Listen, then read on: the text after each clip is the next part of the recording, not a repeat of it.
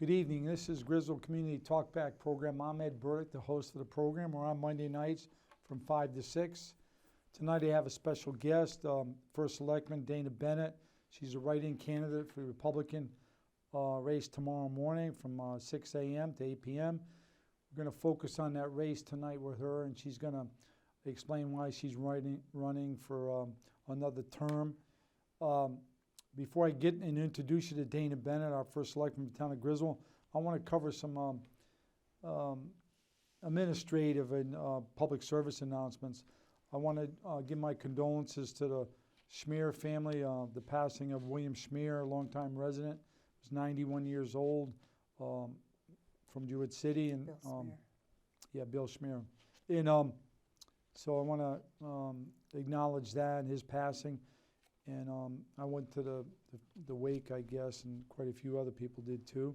Also, we have the coffee house Tuesday morning from 8:30 to 10 at the Senior Center and on Taylor Hill Road for the veterans that want to go there. And then there's a Veterans Coffee House in Plainfield on Thursdays from 8:30 to 10 at their Senior Center on 482 Norwich Road.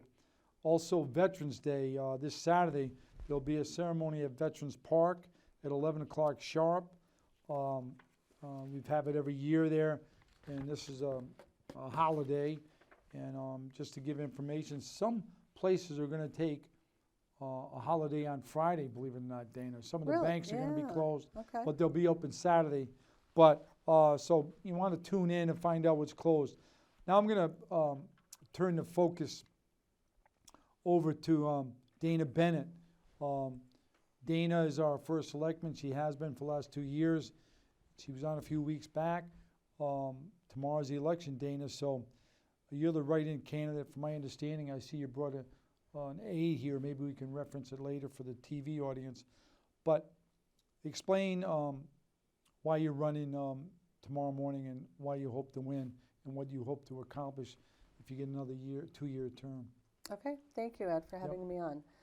But before we go on, I'd like to say also that the town hall is closed tomorrow. Okay. Or I'm sorry, on Friday. On Friday for the holidays. Okay, so thanks town for hall mentioning. will be closed. So I'll mention that at the end of the program. Yes, thank you. So I'm writing as a running candidate or a write-in candidate. To vote for me tomorrow in the election, people will have to look at the third row, 1C, and write my name in. They have to fill in the bubble and they have to write my name. So let's underscore that, because that's the critical thing. Right. You know, the end point. If somebody wants to, in particular, let's say they hear you tonight, they heard you a couple of weeks back, or they know you, and they want to have you be the first selectman. Let's slow that down. You did a good job explaining what it is, but maybe we should use that board to emphasize it.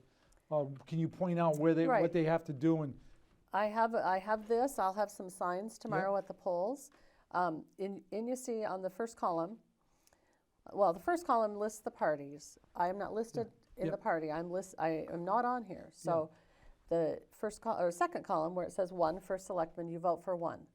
You go down to that third line where it says write-in votes. You see the arrow pointing to that. You have to do 2 things. You have to fill in the bubble and you have to write my name. okay. So filling in the bubble is really important, because what happens when this goes through the tabulator, and this will be private. Nobody will see what's happening because it goes through the tabulator just like any other ballot. It goes through, it drops off to the side inside the container, so people are not knowing that it's dropping off to the side. The purpose for that is that at the end of the night, they will pull all those ballots out and they will hand count them and make sure that Dana Bennett is indeed written in. Okay. Now, Dana, I'm glad you did that aid. It's very good.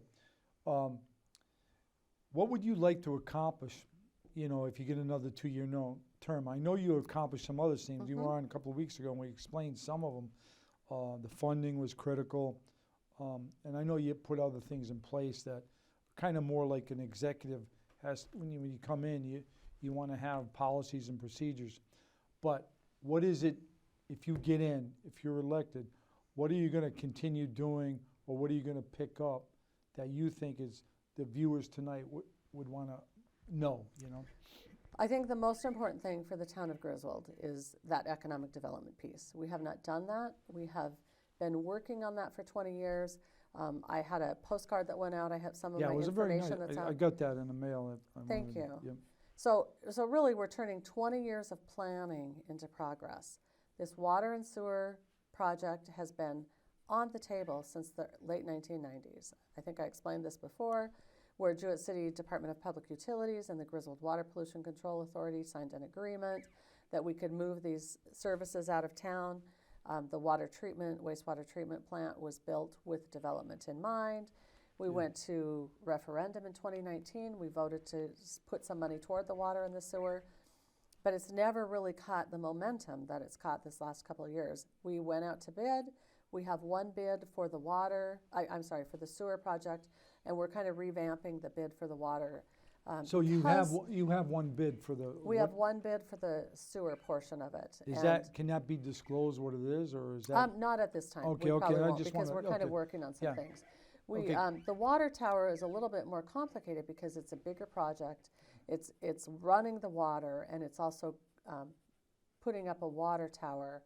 And we have contractors that wanted to bid on it and didn't really have enough time in their schedule for the fall and the spring to get going on that. So that's kind of to be decided. But once So we get explain that that, out let me there, go ahead. backtrack. So that seems like it could be a stumbling block, the water tower thing, as I far as don't think it's phases. no. Okay, Yeah, I don't think it's a stumbling block as much as it's a little more of a complication for the Okay. project. okay. And people are already committed to projects. So we will give them some options, just like we did alternate bids with the sewer, Yeah, and that worked out really well. We got, one good bid. We had, I think, again, a lot of those other contractors.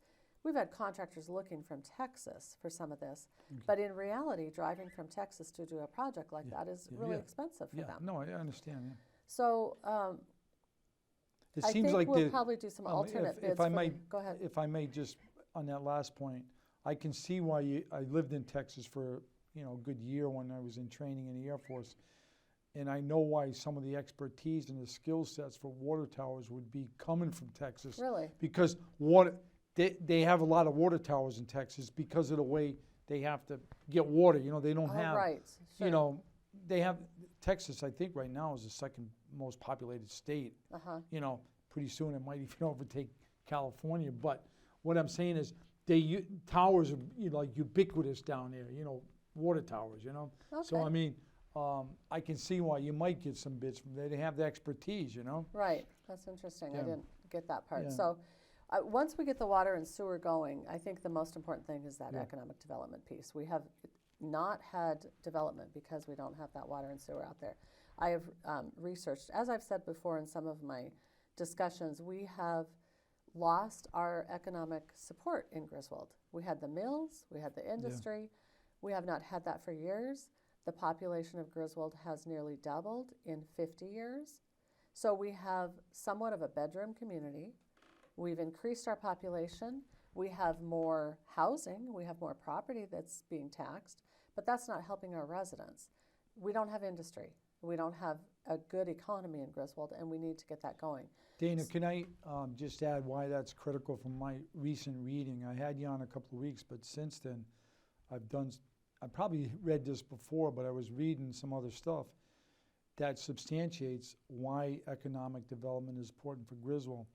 Because believe it or not, in the literature I read, the residential homeowner, even though he's heavily taxed in Griswold, believe it or not, the residential taxes, they don't provide enough revenue to pay for the services that the residential people get, from the Correct. town. Right. Unlike farmers or other, they Right. get a lower tax use, for assessment, but believe it or not, they don't draw the same amount of services, for the revenue. In other words, they're a net for most towns, believe it or not.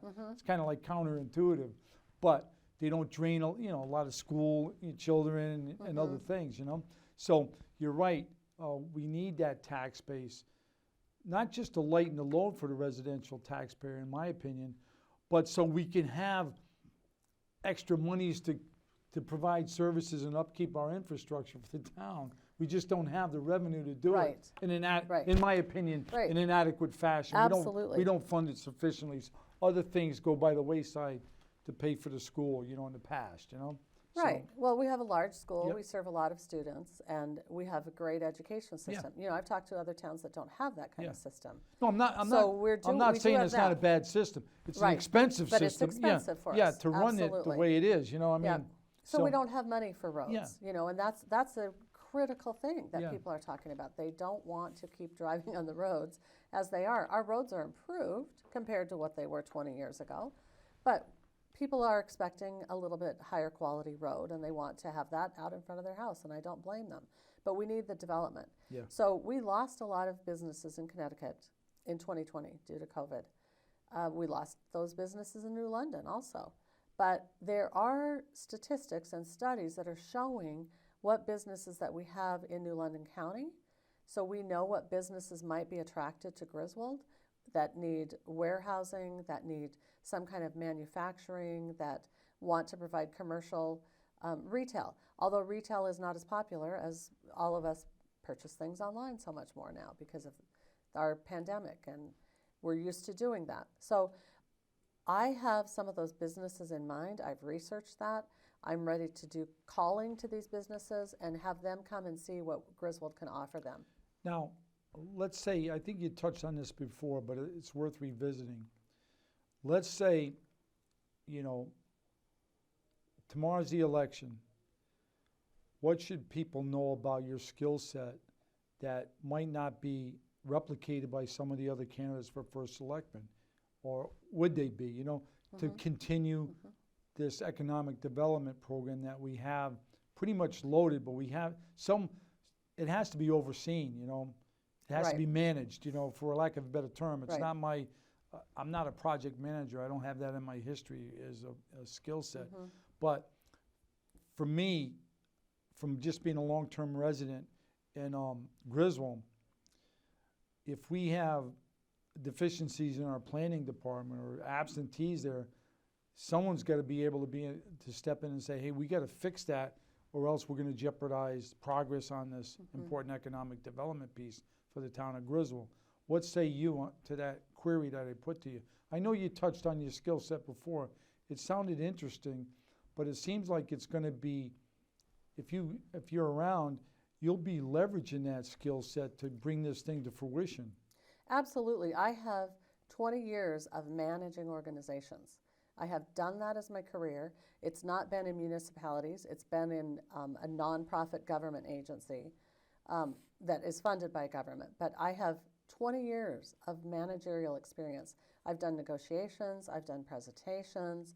I have worked with all different kinds of departments, all different kinds of individuals and committees. You have to have the skill set to be able to go out and work with these high-level professionals and be able to call them. And I think I'm the only candidate that has that experience and then has the 2 years of experience working with the town. Now, who are some of the players that you have to juggle or touch base with to make this economic development, you know, pursue in an expeditious and an effective manner?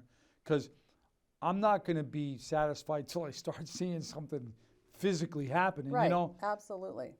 Well, at this point, we have the engineers that have worked on the water and sewer project. So we've got that organization, and that has to be coordinated with the town planner, with the financial director, because we'll be going out to bond for some of that with USDA. We've got USDA funds. We need to obtain a few more of those funds because the sewer project is a little bit higher, that came in a little higher. So we will be pursuing that. I've already spoken with USDA. It's just a matter of applying for more of that funding. With the water, we have to communicate with the state on that Community Investment Fund grant, which is with the Department of Economic and Community Development. And then for economic development, it's coordinating things with our Economic Development Commission, with our town planner, with the empty properties that we have in town. So speaking with those property owners and then getting the developers out here that will look at those owners. So you have to cold call people. I have a lot of experience doing that. When I wrote my master's degree, I called all sorts of organizations to determine, it was an ombuds paper on ombuds officers. So I called Wall Street businesses. I contacted Washington, D.C. NGOs. I contacted places in Boston and places in Denver, and I went out and spoke with the highest level leaders in banking industries, in health industries, in international finance, and talked to them about the kinds of services that they provided internationally to their clientele, to their employees. I'm used to calling people and getting in somebody's office and being able to speak to them. Okay. Now, I'm going to ask a question that's really more from a voter perspective or a resident of Griswold's perspective, or someone that travels through the Griswold jurisdiction to work or commuting or whatever, shopping. When will someone see something that's taken place visually in our town that you can say is related to this water and sewer, or water tower or whatever? Where would it be taking place? What type of activity would be saying, hey, this part of this phase of the project is going on now? What would they see? Route 164 is our priority. We also have Route 201. It would happen that they would start bringing out materials. We would expect them to be ordering materials soon, bringing out those materials, starting to get all the permitting fees that they need to get onto various properties, to take things down the side of the road, et cetera. Okay, I'm going to see if this is a call. I just want to check. Okay. Go ahead, you're on the air? It's not for you. Okay, sorry. Okay, okay. Sorry about it. Go ahead. So like 164 you mentioned. Right, and 164, one of the great things about that is that goes right to Foxwoods, and the Great Wolf Lodge will be out there, I believe, in 2025. So once we get some of this development, I mean, we could have hotels there for the overflow from Foxwoods. We could have lots of restaurants there. There's a lot that we have to offer that I think will be enticing for developers. And you mentioned another site besides 164. Is it 201? 201. Okay, where in 201? Because it's quite a long. 201 at the Hopeville exit. Yeah. Right around the place where we have the commuter parking lot. And we've How got far a is spot yeah. behind that, south of that, southeast, and then northeast and northwest of that corner. What activity you think will be the first activity from your best guess, given this project on? Which of the projects would probably start first? We're starting both of them at the same time because we want to not be cutting through the roads twice. Okay. So the sewer and the water may have to cross the road on 164 in 2 locations. We don't want to do that twice because the part of the cost is repaving that road. Okay. And of course, it had been repaved previously, so we need to bring it back up to the standard that it's at right now. Okay. The election's tomorrow. I had the Republican candidate on Malin, the endorsed candidate, last week with another candidate as well, Kathy Wazalik, for Board of Ed, I think it was, for a 2-year term. I saw some of the other candidates campaigning at the transfer station. I think it was Saturday, if I'm correct. But I think those were Republicans as well too. What I'm saying is, if you can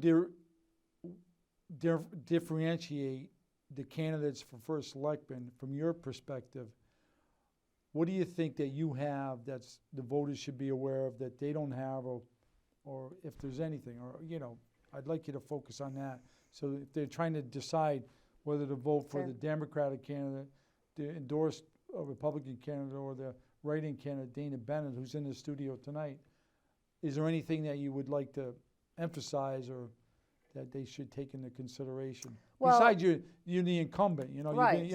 I think the experience and the education that I just talked about, what I would like to talk about is, a lot of people have asked, why am I still running? Why do I continue to run? They believe that in the debate that I had with the other Republican, that I indicated that if I lost the primary that I would not run again. I did not indicate that. She asked a question. She asked what I felt about elections. And then I did not say necessarily if I were running or not. I didn't know at that time. Yeah. I decided that I needed to be in the race because I am concerned, honestly, about elections. I'm concerned about elections in Griswold. I am really concerned about some of the things that have happened and how people have campaigned against me. Well, because spend your time to go into that, Dana, because yeah. that seems to be an important thing, given that you had to write in. So there must have been something that bothers you about the process. Here's a concern I have. The Secretary of the State's office out of Hartford, they are the ones that bring the registrars or that oversee the registrars. They have requirements for how registrars work. They have, there's a registrar training that people need to go through and certification, but it's a gray area. Registrars are paid by the town. So if there are any issues with anything that's happening in town, the town doesn't have any ability to do anything about it. The Secretary of State's office doesn't necessarily do anything about it. And meanwhile, there is a registrar right now that is on social media. She was widely on social media before the primary, speaking about me, giving false information about me. And I think that has an effect on elections. The ROVAC manual, the registrar's training manual, has principles of election and standards of conduct for elections for registrars and registration officials. One of the statements is, I have the courage and stamina to protect the public's interest from manipulation for personal or partisan gain while respecting the rights of all. I do not think registrars should be involved in talking about candidates. I think they should be talking about the elections themselves. The oath of office that goes for anybody that works in the elections or in primary says that I am completely impartial with respect to any candidate or political party. Furthermore, for OPM, one of the registrars works for OPM. There's political activity by OPM employees where they are it says in the provisions that they will not use his or her official authority or influence for the purpose of A, interfering with or affecting the result of an election or a nomination for office. With all the issues that we're having right now, and in Connecticut, but also nationally, with elections, when a registrar is out there saying things about me, indicating that I've done things that I haven't done, or talking about things that I can't necessarily respond to because of my position as a first selectman, I have to uphold confidentiality in certain situations. There is something wrong. There's something wrong with elections if that's allowed. And if people are using that on either side, for either party, to gain an advantage in an election, I think there is something wrong with that. There is a recording that's been posted that was recorded without my knowledge, where the registrar came into the office. We went into the conference room, and apparently she has an audio recording that has been out there, where she is asking me about the possible merger that we talked about at one of the Board of Selectmen meetings. She indicates in that recording, which is on Facebook, people can find it on Facebook, she indicates that as part of her OPM duties, she's a municipal assessor, that as part of her OPM duties, it's her responsibility to answer questions for municipalities, and I should have come to her if I talked to anybody at OPM. I had not talked to anybody at OPM, but if I had spoken to anybody at OPM, she would have been the one I was supposed to talk to. And she continues to ask me questions about that. Is she still an OPM employee? She, as far as I know, maybe she's not, but as far as I know, she's listed as a municipal assessor for OPM. Well, who pays her? OPM pays her for that job. The registrar. That seems like a conflict, though, because OPM it's a Democratic state. They have that's a Democratic administration up there.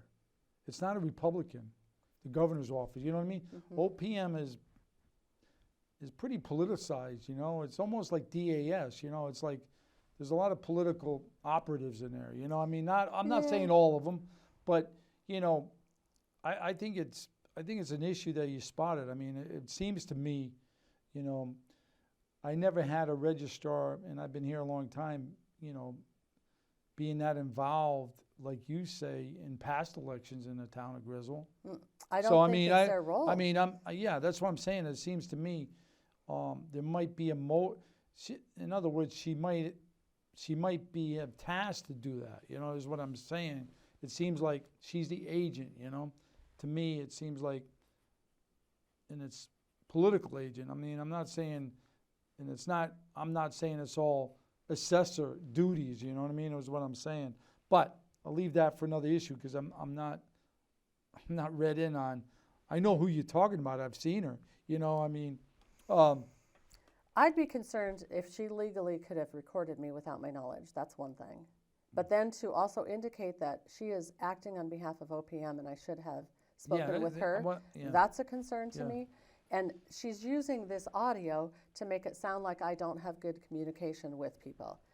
I was not ready but to what's answer her the motive? questions. I mean, she's not a candidate. I don't know. She's not a candidate, She's so not. she's carrying somebody's water. If she wants to, campaign against me, then she shouldn't be a registrar. If she wants to work on behalf of one of the parties, then she's got then some she issues shouldn't there. be a registrar. Yeah. This is a problem. She probably has some, if not ethical, she probably has some guidance, some policy guidance that, you better, hopefully she's aligned with it or not. It seems like she's not, because seems like in the military we call it dual-hatted. It seems like she's got multiple duties. Am I wrong there in the town? Well, she has different jobs. Yeah. No, I don't know if she has multiple duties in the town. As a municipal assessor, I think she But you said registrar. helps with, she is a registrar for the Well, town. that's another duty, right, though. that is a duty.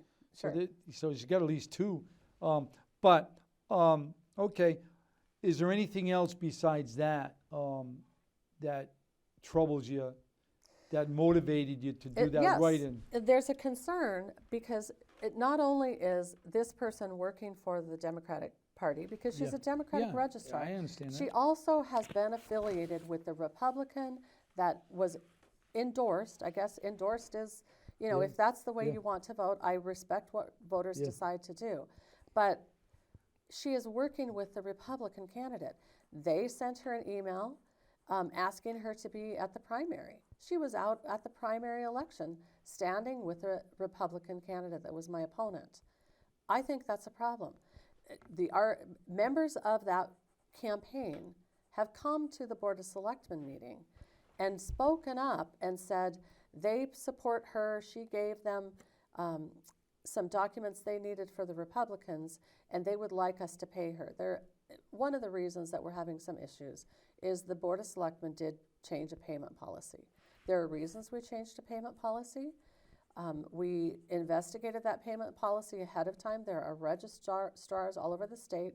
We contacted 10 towns and said, listen, how are you paying your registrars? What are the processes you use?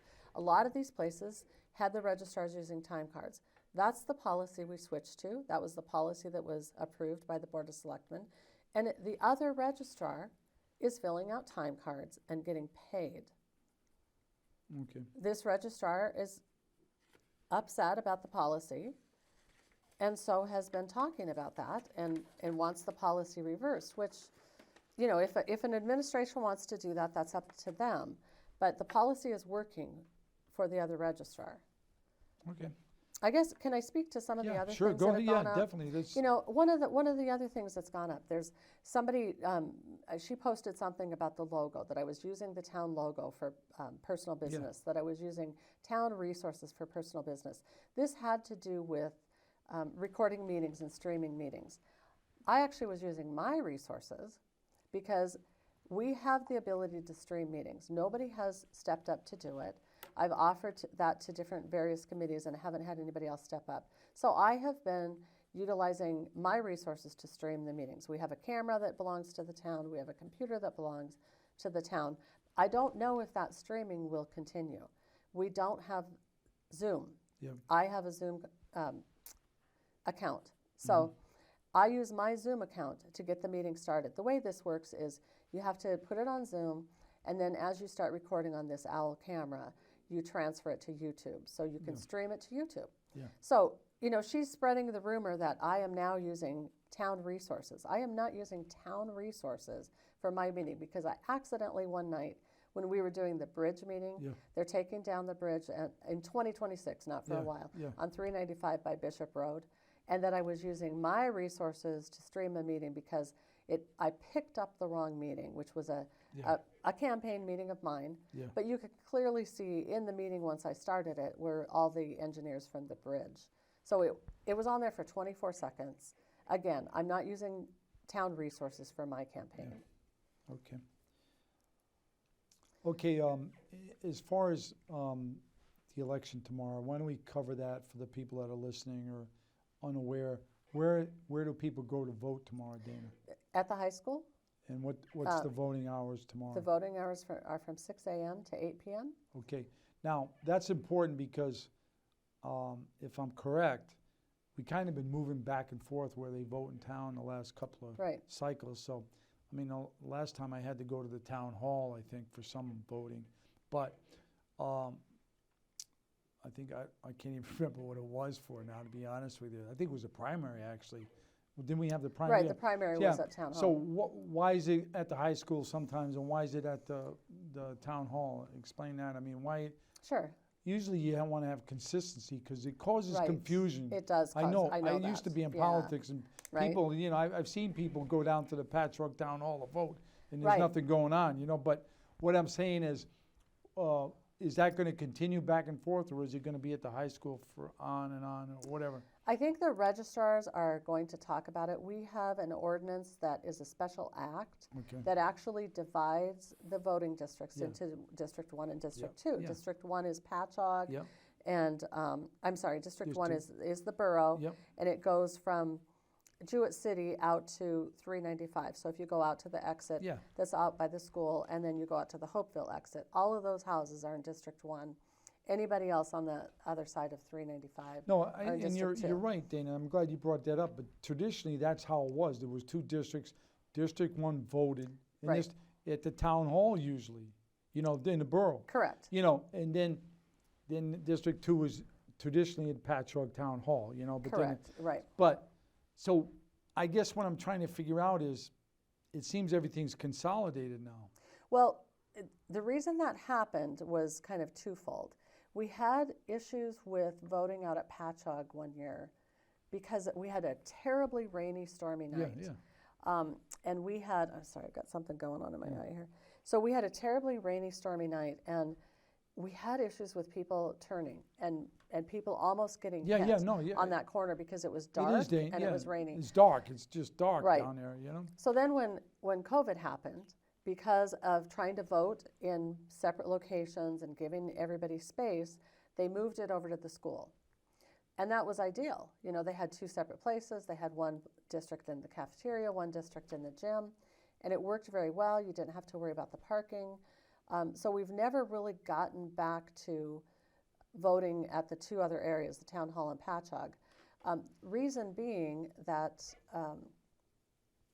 we're concerned about the traffic at 138 in Bethel, where Old Patchogue Town Hall Yeah, is. I'm not disputing the logic, but I'm not even the numbers guy.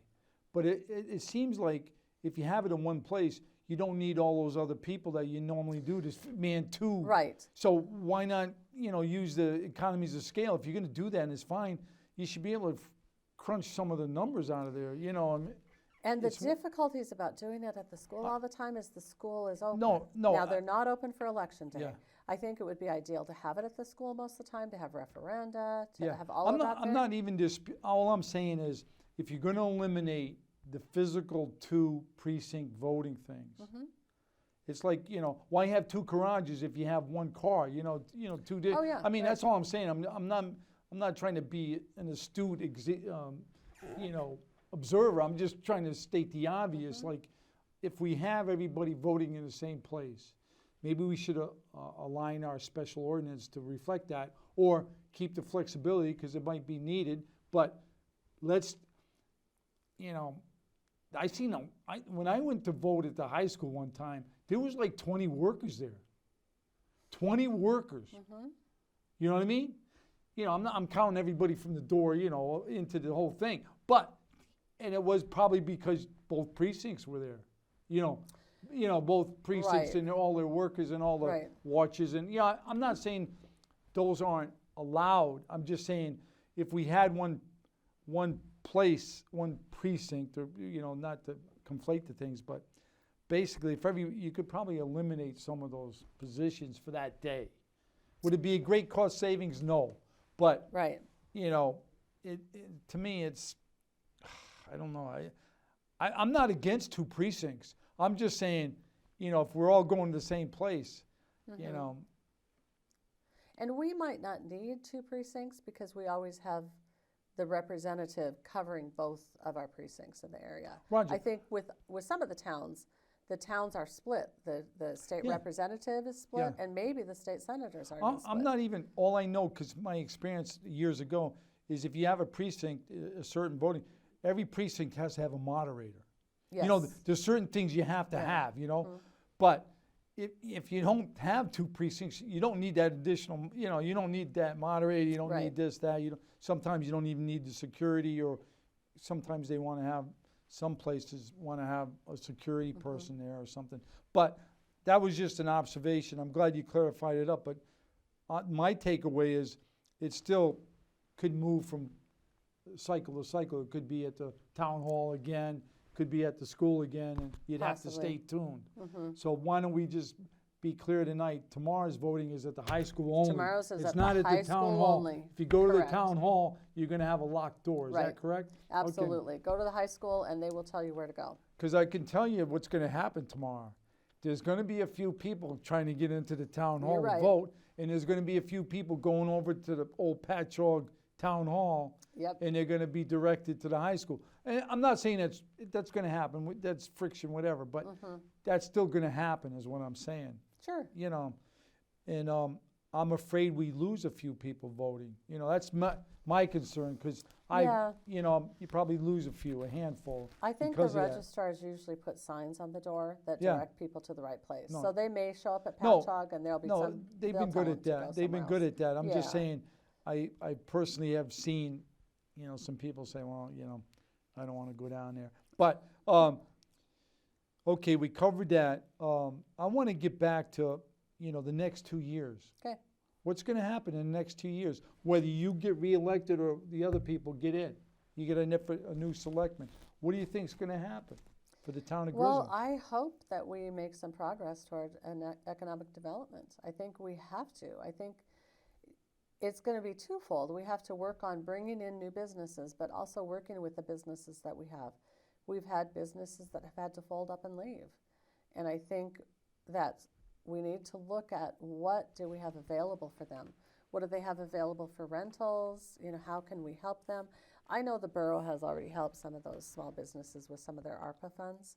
Yeah, and it's the same old businesses, Dana. My critique is Anthony's. You know, I've been here for long, you know, and I don't want to get into details. It's not fair to them and everything, but it's almost like, you know, wash, rinse, repeat. You know, every 8 years, the same people get to, you know. But that's my criticism. I'm not really trying to focus on it too much. I guess what I'm trying to say is I want to, that's why I asked that other question. When can someone that's not really politically attuned or goes to all the selectmen meetings or all the borough meetings, when are they going to see the shovels in the ground for the water and sewer or the mains, or when are they going to see the erector set for the tower, or God forbid some other things we need in the town for infrastructure? That's what I'm trying to, because I know each election cycle going back to the 90s,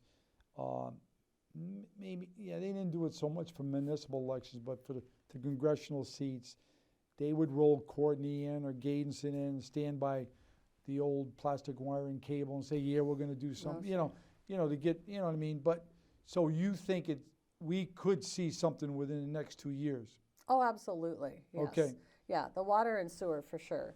Yeah, you know, I think things are so expensive right now. No, I So know, for I know. developers, Yeah. you know, for developers to have to go and get funding for some of their dreams and the things that they want to bring to town, it's become quite expensive. So nationally, we have to deal somewhat with how are we going to increase our economy? How are we going to make that better? So here's something I want to put on, especially if you get reelected, Dana. Or even the other, whoever's the board, whoever makes up the Board of Selectmen.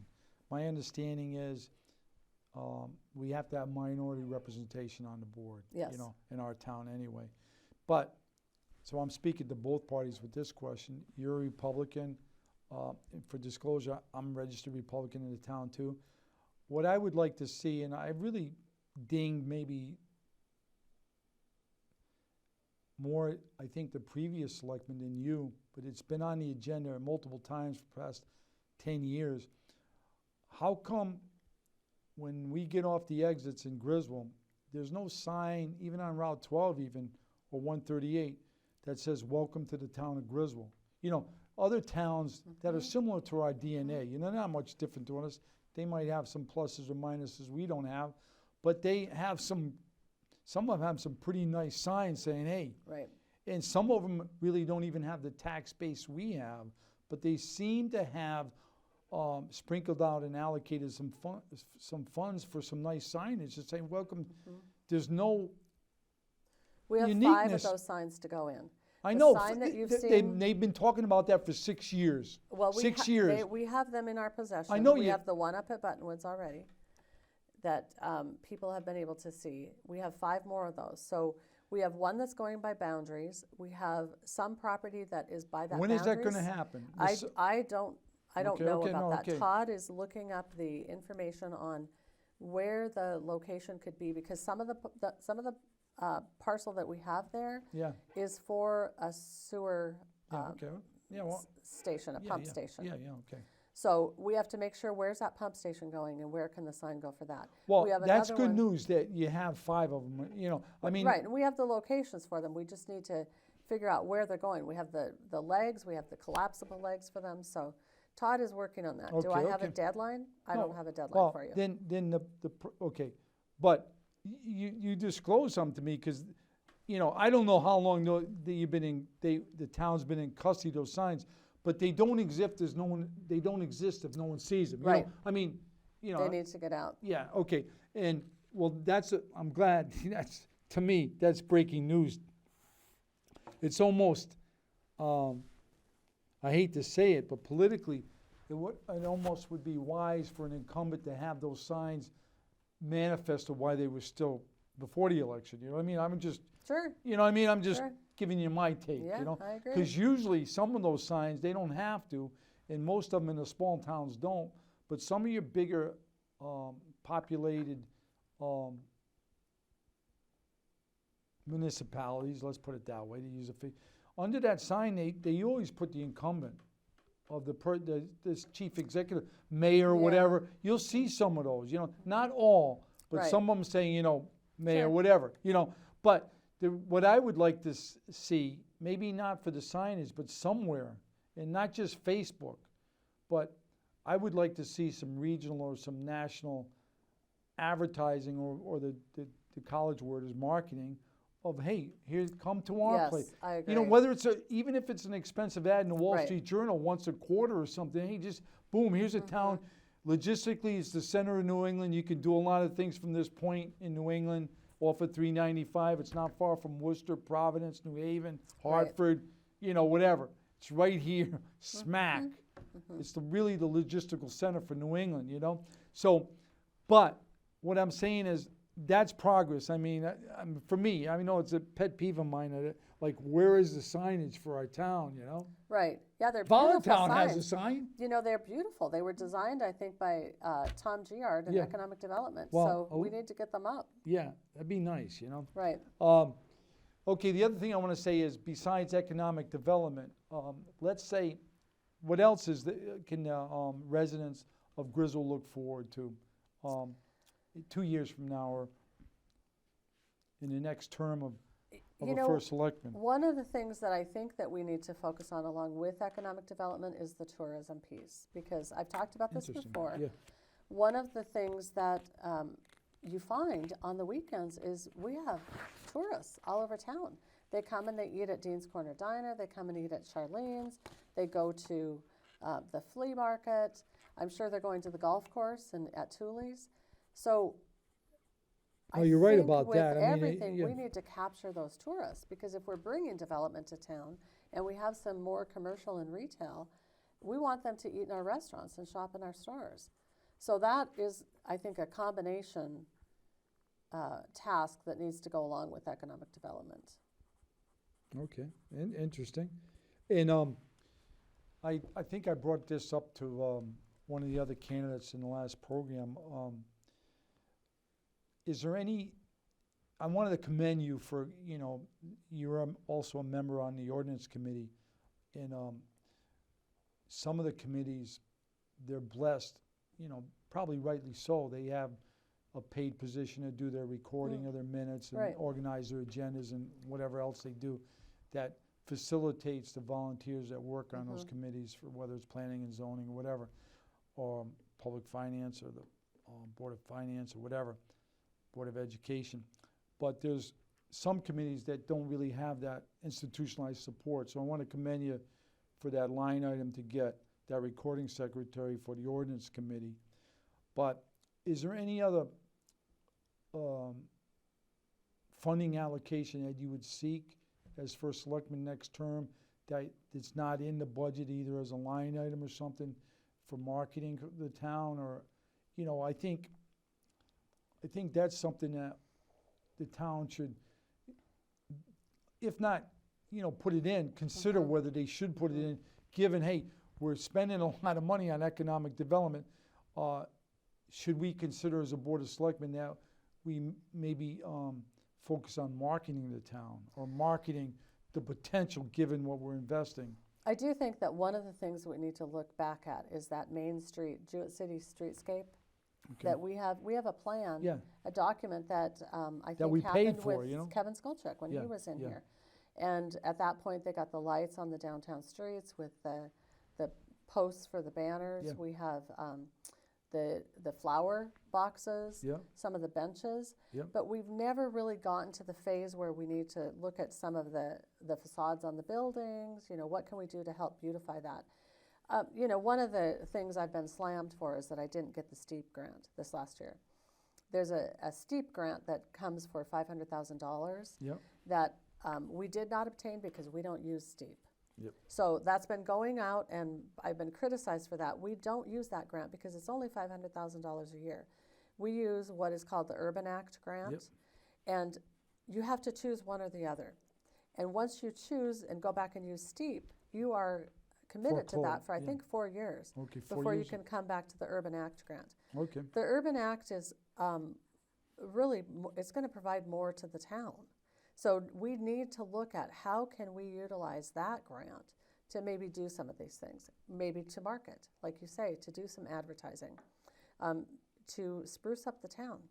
Now, for someone that probably knew the answer years ago, if I remember, but I can't, is there any advantage to having two political entities applying for these grants, like the Borough of Jewett City and the Town of Griswold, or is that just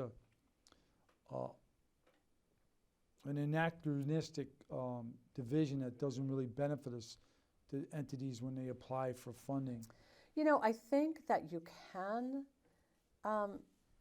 can apply for more funds that way by having two municipalities. However, we don't apply for funds that often. So, you know, once a year you can maybe apply for the Community Development Block Grant or Small Cities Grant.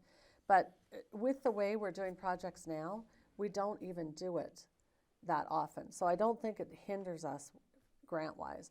I think that we would Who's in charge of grants for the Town of Griswold right now? Well, the town planner has that in his job description right now. So that would be under the planning department.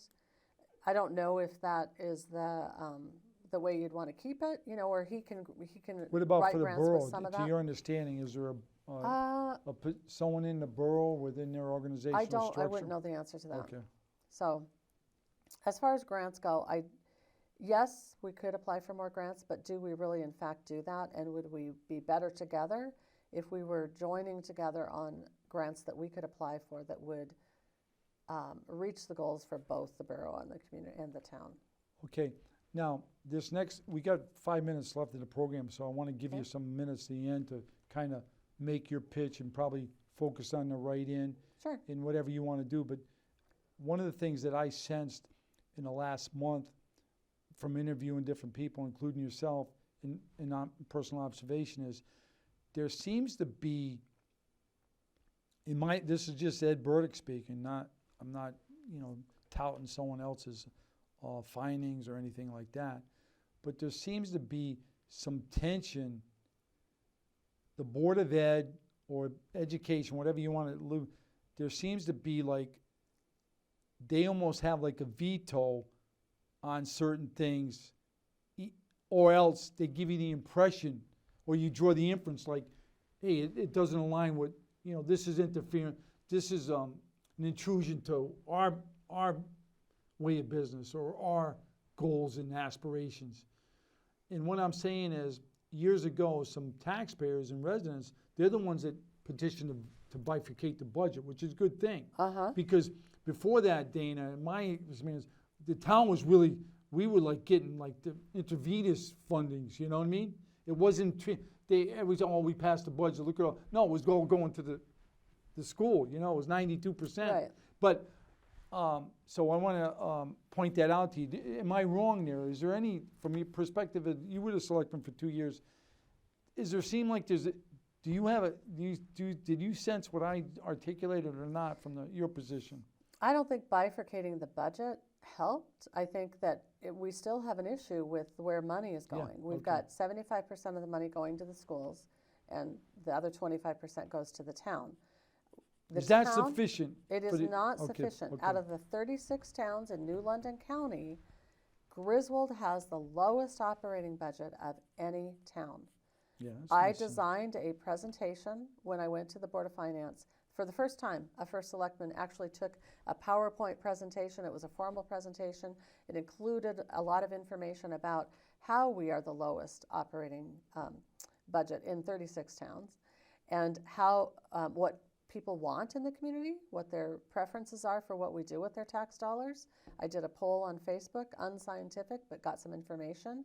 I took information from department heads, from employees, and I talked about all of the things we don't even ever ask for because we know we don't have the funding. Roger. That's custodial staff, that's an extra, a seasonal maintainer for public works. So we don't have enough money for the town. And how was that's that received, again why that we need to go. presentation? Well, what ended up happening was, for the first time in many years, the town did not have their budget cut. In fact, we got more money because we were dealing with cybersecurity. That's become a big issue, and we needed some money for that, and so we got more funding for that. Plus, you got additional funding this last turn on the roads. Yeah, no. So that presentation that was significant. had an impact. Oh, good. I'm glad to hear that. Do you think really that's going to be continued? I would hope that, if I'm there, it will certainly be continued. Okay, we got 2 minutes left, Dana, so I want to let you kind of recap tomorrow's. It's an influential day, not just for you, but for the town. Right. Again, I am running because I have brought Griswold to a place that has needed to be. I'm a professional. I have brought in things that other people haven't brought. I know people want more communication, but there's a lot of different facets of communication right now, hoping that they will continue. If people will elect me tomorrow, I am not on the ballot. Again, looking at this sign that I have all over town, I will have it there tomorrow. I'm on the 3rd row. You have to fill in the bubble, and you have to write in my name. Dana, why don't you, how do you spell your name for those people that maybe visually can't, their vision or something? The first name is Dana, D-A-N-A. The last name is Bennett, B-E-N-N-E-T-T, with 2 N's and 2 T's. People don't have to worry about spelling it correctly. As long as the intention is there, the bubble has to be filled out. And then if they just put Dana, that's even enough. Okay. Now, Dana, let's be repetitive here because it's November 7th. The election's tomorrow. Again, cover what time the polls are open. 6 a.m. to 8 p.m. at the Griswold High School. And where is the Griswold High School? The Griswold High School is on Slater Avenue. It is the building that is most in the back over by the tennis courts. So the entrance to the high school is back by the tennis courts. If you were going to drive in, I'm sure people know where the field is, and you were driving by the field, if you park back in that back parking lot, that's where you need to be tomorrow. And because of daylight savings time, we want to remind people that it's going to be dark in the morning. It will be dark. And it's going to be dark toward the late part of the day. So take that, especially the elderly, if you need help. There's people that are willing to help you. But tomorrow's voting day for pretty much the state for municipalities. Dana, thanks for coming in.